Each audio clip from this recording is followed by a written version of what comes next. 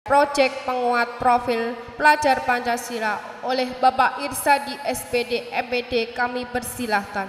Assalamualaikum warahmatullahi wabarakatuh. Waalaikumsalam warahmatullahi wabarakatuh. Alhamdulillahirabbil alamin. Wa bihi nasta'inu ala umurid dunya waddin. Sayyidina wa maulana Muhammadin wa ala alihi wa ashabihi ajma'in. La haula wa la quwata illa billahil aliyil azim. Rabbis shrahli sadri wa yassirli amri wahlul 'uqdatam bilisani yafqahu qawli, amma ba'd. Yang terhormat Bapak Pimpinan Cabang Aisyah Kecamatan Margoyoso beserta seluruh jajarannya, yang saya hormati Bunda PAUD Kecamatan Margoyoso, yang saya hormati Komite TK Aisyah Kajen, yang saya hormati Bapak Pengawas dan Ibu Penilai TK dan PAUD Kecamatan Margoyoso, yang kami hormati Kepala TK Kecamatan Margoyoso, yang kami hormati Ibu dan Bapak Wali Murid siswa-siswi TK Aisyah Kecamatan Margoyoso, serta anak-anakku yang cantik-cantik dan ganteng-ganteng yang saya banggakan.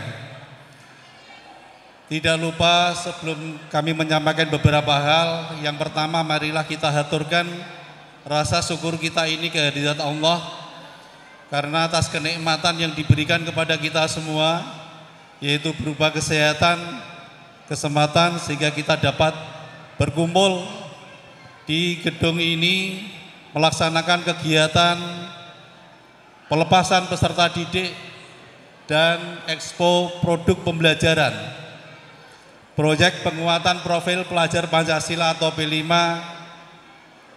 dengan tema imajinasi dan kreativitasku dalam keadaan sehat walafiat. Sholawat serta salam senantiasa kita haturkan kehadiran beliau Nabi Agung Muhammad Sallallahu Alaihi Wasallam. Semoga kita semuanya mendapatkan syafaatnya mulai dari dunia ini sampai akhirat nanti. Dan yang ketiga, terima kasih atas kesempatan yang diberikan kepada saya, para hadirin dan hadirat semuanya, bahwa kegiatan ini yang setiap tahun saya selalu mendapatkan undangan di sini. TK Aisyah ini memang benar-benar menyajikan yang terbaik, menyajikan yang terbaik, termasuk menyampaikan produk pembelajaran. Produk pembelajaran itu napa Bu? Produk pembelajaran bukan cuma hanya hasil dari bidang akademik saja, akan tetapi anak sekarang itu dituntut untuk berkreatif seiring dengan kurikulum merdeka yang saat ini pemerintah laksanakan, yaitu dengan yang namanya proyek penguatan profil pelajar Pancasila. Profil pelajar Pancasila niku yang bagaimana kan ngoten nggih. Niku sesuai dengan harapan pemerintah bahwa cita-cita pemerintah niku pada tahun 2045 Bu, niku adalah tahun di mana kualitas pendidikan ini dipertaruhkan, artinya masa emas. Kenapa kok tahun 2045? Karena tahun 2045 itu adalah 100 tahun setelah Indonesia merdeka. Indonesia merdeka tahun 1945, 100 tahunnya itu tahun 2045. Itu nanti kita bisa saksikan bersama kira-kira kualitas pendidikan Indonesia nanti meningkat atau menurun. Karena tujuan daripada pembangunan di bidang pendidikan ini adalah pembangunan manusia Indonesia seutuhnya. Pembangunan manusia Indonesia seutuhnya niku pripun? Apakah pembangunan manusia Indonesia yang mempunyai 2 tangan, 2 kaki, manusia yang normal? Niku mboten nggih. Manusia Indonesia seutuhnya ini itu adalah manusia yang mempunyai iman dan takwa, juga menguasai ilmu pengetahuan dan teknologi. Sebab banyak negara niku cuma memprioritaskan penguasaan ilmu pengetahuan dan teknologi, tapi iman dan takwanya niku boten dipikirke. Nomor jauh, nomor 18, nomor 28. Tapi Indonesia tidak. Indonesia mengutamakan keseimbangan. Kecuali iman dan takwa, juga menguasai ilmu pengetahuan dan teknologi. Nah, niku cita-citane ngoten. Nah, terus bentuknya bagaimana pendidikan realisasinya? Mulai dari pendidikan anak usia dini, KB, PAUD, ini sudah diasah, kurikulumnya sudah difahami oleh bunda-bunda PAUD. Bagaimana mengasah anak didik ini agar otak kanan, otak kirinya ini berjalan seimbang. Bukan cuma pandai bahasa Indonesia, bukan cuma pandai matematika, akan tetapi dia itu harus terampil, terampil, berinisiatif, berkreasi, seperti yang dipertunjukkan tadi. Niku, jadi sekali lagi terima kasih kepada jajaran Aisyah, utamanya TK Aisyah kajian ini yang telah mempresentasikan, yaitu proyek penguatan profil pelajar Pancasila. Sekarang panjenengan itu jangan cuma membebani anak hanya di bidang berhitung, kemudian bahasa Indonesia, tapi oleh pakar pendidikan itu malah justru seorang pakar pendidikan atau bunda-bunda PAUD atau bapak ibu guru itu susah kalau anak itu tidak bisa antri. Kenapa kok antri dijadikan sebagai dasar untuk membentuk suatu karakter? Karena di dalam antri itu ada banyak pembelajaran. Yang pertama, menghargai sesama. Kemudian yang kedua, di situ yang namanya antri di situ adalah dari sisi agama ditanamkan rasa kesabaran.